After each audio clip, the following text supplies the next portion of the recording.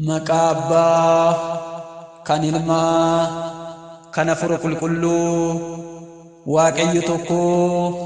Amiin. Amiin. Jaalatamtoota maatii Waaqayyoo kan taatan, Waaqayyoon kan sin jaalatu, sinis Waaqayyo kan jaalattan, maqaa Waaqayyootiin akkam turtanii, akkam yoona eegdanii, akkam isaati kana eegdanii. Amiin. Amala isaatiin galateeffatamaa kan ta'e Waaqa waaqotaa, Gooftaa gooftotaa, mootii moototaa kan ta'e Gooftaan keenya Yesuus Kiristoos dukkana keessaa gara ifaatitti, Si'oolii irraa gara gannatiitti, abaarsa irraa gara eebbatitti kan nu fide, inni dhukkuba keenyaaf qoricha kan nu ta'u, gaafii keenyaaf deebii kan nuuf ta'u, eenyummaa keenyaaf miidhagina kan nuuf ta'u, maqaan Gooftaa keenya Yesuus Kiristoos kan ulfaatee fi kan kabajame nuuf haa ta'u. Maqaa isaa waamnee maqaa isheenis nuti qulqulleetti qulqullummaan, dubra dubrummaan, fayyisaa addunyaa kan nuuf deesse, maqaan haadha teenya qulqulleetti dubree maaramii kan ulfaattee fi kan kabajamte nuuf haa taatu. Akkasuma maqaan ergamootaa, duuka bu'ootaa, raajotaa, wareegamtootaa akka hojii isaanii, akka sadarkaa isaaniitti kan ulfaatanii fi kan kabajaman nuuf haa ta'an. Akka fedhaa fi eeyyama Waaqayyootitti, akka fedhaa fi jaalala Waaqayyootitti sagalee Waaqayyoo kan waliin barannu, sagalee Waaqayyoo kan waliin dhageenyu, kan nu gorsu Waaqayyoodha waan ta'eef, kan nu barsiisu Waaqayyoodha waan ta'eef, macaafa lallabaa boqonnaa 5:1 akkana jedha jechi Waaqayyootis jechuudha. Mana Waaqayyootti yommuu ol lixxu miila kee eeggadhu jedha. Maqaa sagalee kana maqaa Waaqayyoo kan ulfaatee fi kan kabajame nuuf haa ta'u. Mana Waaqayyootti yommuu ol lixxu miila kee eeggadhu jedha. Egaa mana Waaqayyoo yoo deemnu, laphee keenya yoo ilaallu, jecha dubbii keenya, arraba keenya of eeggachuudhaan kan deemnu ta'uu qaba. Akkasuma mana Waaqayyoo yoo deemnu, yaada keenya addunyaarraa dhiibnee yaada laphee Waaqayyoof bitamtuun deemuu qabna jechuudha. Mana Waaqayyoo keessa yoo deemnu, seera fi sirna mana amantaa eegnee, deemsa keenya sirreeffannee, uffannaa keenya sirreeffannee, dubbii keenya sirreeffannee kan jiraannu ta'uu qabna saba Waaqayyoodha. Mana Waaqayyoo keessatti hunduu sirnaa fi seera qaba waan ta'eef, hunduu seeran ta'a waan ta'eef, yoo mana Waaqayyootti deemnu, yoo laphee keenya Waaqayyo kadhannu, yoo Waaqayyootti boonyu, sirnaa fi seeran miila keenya eeggannee deemuu qabna. Sirna isaa eegnee deemuu qabna jechuudha. Egaa dhaga'uudhaaf ol lixaa jedha. Egaa namni sagalee Waaqayyoo dhaga'uudhaaf gara mana Waaqayyootti seeraaf sirna eeggatee gara mana Waaqayyootti deemu dhaga'uudhaaf ol lixaa jedha. Laphee keenyas immooyyuu Waaqayyoodhaaf yoo kennine, laphee keenyan jecha Waaqayyoo nu liqimsamne, nuti barakata arganna yookiin eebba arganna jechuudha. Dhaga'uun aarsaa warra gawwoomanii ni dhiyeessan irra caala jedha. Egaa dhaga'uun aarsaa warri gawwootaa dhiyeessan ni caala. Egaa ajajamuun kennaa warra dadhabdoota caala akkuma jedhamu san jechuudha. Isaan kana hamaa, isaan kuni yookiin warri dadhabdoota hamaa ni hojjetu, warroonni Waaqayyoof bitaman garuu waan gaarii hojjetu. Egaa yaa saba Waaqayyoo, afaan keetiin hin ariifatin jedha. Waaqayyo duratti waan dubbachuudhaaf yaadan hin jarjarin jedha. Egaa afaan keetiin hin ariifatin jedha. Namoonni baay'een har'a sirriitti fakkaatee yeroo itti dogongoraalaa ta'u baay'een ni jira. Dhugaarra jirra itti fakkaatee yeroo sobarra deeman ni jiran. Karaarra jirra jedhanii yoo karaarraa goranii argaman ni argina. Egaa mana Waaqayyoo keessatti immooyyuu ariifachuun yookiin immoo jecha isaatiif jiraachuudha malee jecha isaatiin ala baanii addunyaaf ariifachuun, addunyaan deemtee xumurri ishii gara qileetti yookiin immoo gara awwaalchatti kan nu geessitu yookiin gara Si'oolitti kan nu geessitu jechuudha. Addunyaan tun ni bareeddi, addunyaan tun ni tolti, garuu xumurri ishii kan badde taati. Egaa ababaan akkuma yookiin abaaboon yoo biqilee diriiree tolu yookiin fulbaanarra yoo tolu garuu waytii bonni dhufu ni bada. Waytii isaa eeggatee mul'ata. Egaa kiristaannis immooyyuu har'a mul'atee boru kan badu akkasii miti. Kan dhaabbatee jiraatu ta'uu qaba. Xumurri isaatis kan tole ta'uu qaba jechuudha. Midhaan akkuma faca'ee magree raawwatee erga magree xumurameen booda firii akkuma kennu san dhalli namaatis akkasitti firii buufachuu qaba jechuudha. Kanaafuu afaan keetiin ariifatin yoo jedhu egaa dubbii arraba keenya keessaa baafnu jecha nuti dubbannu kan itti yaadnee hojjennu kan itti yaadnee dubbannu kan itti yaadnee hojjennu ta'uu qaba jechuudha. Afaan keenyanis ariifachuu hin qabnu. Waaqayyo duratti waan dubbachuudhaafis yaaddan hin jarjarinaa jedha. Egaa Waaqayyo duratti yoo dubbachuudhaaf yaadnu hubannee ilaallee beeknee raawwannee dubbachuu qabna malee dhageenyee qofaaf nama biraatti dubbachuu hin qabnu. Arginee qofaaf argine jennee dubbachuu hin qabnu. Xinxaallee hubannee eessatti dubbatame maaliif dubbatame wanti kun miidhaa qaba moo hin qabu jennee adda baafnee jecha Waaqayyootis yoo namaa dabarsinu ofii barannee nama barsiisuu qabna. Ofii faarfannee nama faarfachiisuu qabna. Ofii kadhannee namni akka kadhatan goosisuu qabna. Kana kan ofii beekne nama biraatillee beeksisuu qabna yaa saba Waaqayyoo. Waaqayyo Waaqa irra jira, ati garuu lafa irra jirta jedha. Macaafa Lallabaa boqonnaa 5 lakkoofsa 2. Waaqayyo Waaqa irra yookiin samiirra jira, ati garuu lafarra jirta jedha. Asirratti yoo dubbatu Waaqayyo samiirra qofa jira jechuu miti. Waaqayyo Alfaa fi Omeegaa kan ta'e iddoo hundattuu kan argamu, bakka hundattuu kan argamudha jechuudha. Nuti garuu andara lafaa tana yookiin biyya lafaa tana irratti qofa iddoo murtaa'aa irratti teenyee kan argamnudha. Waaqayyo garuu bakka hundatti argama. Kanaaf dubbii kee muraasa haa ta'u jedha. Yoo dubbannu nuti addunyaa dhiphoo tanarra akkuma jirru ishee xiqqishuu tanarra kan jirru dubbiin dubbannullee madaallannee kan gaarii ta'e adda baafnee gaarii dubbachuu qabna. Hammeenya dubbachuu hin qabnu. Hammeenyi Waaqayyoon olitti nu buusa.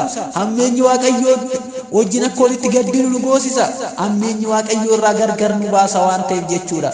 Dubbii dubbannus kan deemnus kan ilaallus madaallannee deemuu qabna jechuudha. Egaa baay'inni abjuu namatti fideera. Egaa baay'inni hojii abjuu namatti fideera.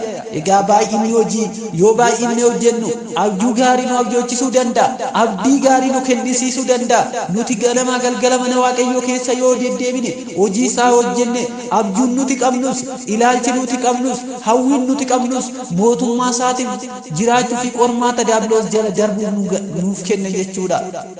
Egaa nuti immoo dubbiin keenya deemsi keenya Waaqayyo wajjin kan sirraa'e Waaqayyo wajjin kan nuuf tole ta'uu qaba jechuudha. Egaa Waaqayyoof wareegamuu yommuu wareegdu dafii raawwadhu jedha. Macaafa Lallabaa boqonnaa 5 lakkoofsa 4. Waaqayyoof wareegama yommuu wareegdu dafii raawwadhu jedha. Har'a yaa saba Waaqayyoo, yaa Waaqayyoo waan akkanaa tarrakkadhe waan kana naaf godhi. Ani wareega akkanaa si wareegeen jira. Ani beellada siifan kenna, ani hoolaa siifan kenna, ani yookiin qarshii siifan kenna jennee wareeguu dandeenya. Yookiin xoofiin bita jennee wareeguu dandeenya. Yookiin ilmoo qabnurraa ilmoo keenya kennina jennee wareeguu dandeenya. Garuu wareega kana yoo wareegnu dafii raawwadhu jedha. Wareegni nu wareegame sun yookiin kan wareegne sun yoo nu raawwatame galmaan gahuu qabna jechuudha. Namaafis waadaa ta'u, namaafis haa wareegnu, Waaqayyoofis haa wareegnu, wareega keenya galmaan gaachuu kan qabnudha jechuudha. Inni warra gowwootaa hin gammadu. Waan ta'eef ati immoo akka warra gowwootaa otoo hin ta'in akka wareegamtoota yookiin immoo akka warra wareegdee taatee jiraachuu qabda jedha. Egaa warroonni wareega sun wareega isaanii kan galmaan gahan kan jiraatanidha jechuudha gammachuudhaan. Egaa nuti yoo dubbannu dubbii arraba keenyaa sirreeffannee kan deemnu jecha keenya sirreeffannee kan deemnu ta'uu qabna jechuudha. Arrabni kee wanta cubbuutti si geessu akka hin dubbanneef of eeggadhu jedha. Arrabni kee wanta cubbuutti akka si hin geessineef of eeggadhu jedha. Egaa arrabni keenya kun gara cubbuutti nu geessa. Jecha kana kan argannu Macaafa Lallabaa boqonnaa 6 boqonnaa 5 lakkoofsa 6 irratti arganna. Macaafa Lallabaa boqonnaa 5 lakkoofsa 6 irratti ni arganna jechuudha. Arrabni kee wanta cubbuutti si geessu akka hin dubbanneef of eeggadhu jedha. Ergamaa durattis wanta kan otoo hin beekin godhee hin jedhin jedha. Egaa asirratti nuti cubbuu nuti hojjennu baay'eedha. Arraba keenya cubbuu baay'ee hojjechuu dandeenya. Arraba keenya gaabbii galuu dandeenya. Abbaa gaabbii keenyatti himachuu dandeenya. Yoo gaabbii dubbannu san arraba keenya nu dogongorsiisa jenna moo laphee keenya nu dogongorsiisa jenna? Kanaafuu dubbii arraba keenya madaallachaa deemuudha kan nurraa eegamu jechuudha. Kitaabni qulqulluunis kanuma ragaa ba'a. Ergamoota Waaqayyoo fuuldurattis nuti osoo hin beeknu cubbuu goone yookiin immoo osoo hin beekin cubbuu goone jennee dubbachuu dandeenya. Garuu yeroo sanitti yookiin hafuura xuraa'aan dogongorsiifamnee cubbuu dubbachuu dandeenya. Arraba keenyan darbaa dubbachuu dandeenya yookiinis beeknee dubbachuu dandeenya. Egaa kana hunda jala mooyyuu dubbii arraba keenya madaallachaa yoo deemne jajjabinaa fi cimina argachaa deemna jechuudha. Hojjetaan mootummaa inni isa tokko isa gaararra jiru yookiin aangoo olaanarra jiru isa gara gadii jiru ni eegaa jedha. Egaa macaafa lallabaa boqonnaa 5:8 yoo dubbifne jecha kana ni arganna jechuudha. Hojjetaan mootummaa inni isa tokko isa gaararra jiru isa gadii jiru ni eegaa. Isaan lamaan gaararra kan jirus isaan ni eegaa. Waan ta'eef kutaa biyyaa tokko keessatti hiyyeessota cunqurfamanii firdii qajeelanii fi wanti isaaniif ta'u isaanirraa fudhatamee yoo argame hin dinqisiifatinaa jedha. Egaa asirratti hojjettoonni mootummaa yookiin immoo kan mana amantaatillee haa ta'ani isaan sun aangoo olaanarra warroonni jiran isa gara gadii jiru ni eegaa jedha. Asirratti warroonni kun warroonni gara olii jiranis warroonni gara gadii jiranis inni gara olii sun aangoon qaba jedhee kan gadii san yoo cunqursu yookiin immoo tajaajila isaatirraa yoo buusu yookiin immoo kennaa isaa waan irraa fuudhutti fakkaate yoo cunqursu namoonni biroo yookiin immoo namoonni wanta kana dhaggeeffatan yookiin dhageessan ittiin gammadinaa hin dinqisiifatinaa jira. Har'a namoonni baay'een jecha Waaqayyoo odoo barsiisaa jiranuu odoo hubachiisaa jiranuu wanti dogongoraa wanti xiqqaan tokko yoo uumame namoonni itti gammadan namoonni gocha akkanaa kana sukkaneeffatanii waan ammeenyatiin deeman waan kanatti hin gammadinaa jedha. Egaa kana gammadan jechuun diiyaabiloos gammachiisaa jiru jechuudha. Namoonni akkanaa kun diiyaabiloosiif karaa banaa jiran jechuudha. Kanaafuu nuti immoo isarraa of eegnee ciminaan jiraannee mana Waaqayyoo keessatti jiraachuu qabna. Namoonni ammeenya yaadan ammeenya isaanii sadhiifnee gaarummaan jiraachuu qabna jechuudha. Gammachuudhaan jiraachuu qabna jechuudha. Mana Waaqayyoo keessattis gammachuuf jaalalaan jiraachuu qabna. Kanaafuu nuti akkasitti jiraachuu qabna. Garaa kamiyyuu taanan bu'aa biyya tokko mootiif qabaachuu ishee egaa dubartii wayinii jirte jechuudha. Ishee sunis immoo bu'aa biyya tokkoof yookiin bu'aa ofiitiif jettee namoota baay'ee dogongorsiisuu dandeessi. Karaarraas qabuu dandeessi. Karaa jalaa balleessuu dandeessi. Yeroo kana karaa isheen irra deemtu san dhiisanii karaa Waaqayyootiin deemudha. Innis karaan sirriin odoo jiru karaa ammeenya ittoo ishee geesse. Innis immoo akka jecha isaa ittoo osoo hin taane akka jecha Waaqayyootitti jiraachuudha jechuudha. Mana Waaqayyoo keessatti jireenyi argama waan ta'eef jechuudha. Egaa mana Waaqayyoo keessatti wantoonni nyaataman kan dhugaman hunduu kan argamu yookiin kan foonii kan ta'uu fi kan lubbuudhaaf kan ta'u kan bara baraa kan argamudha.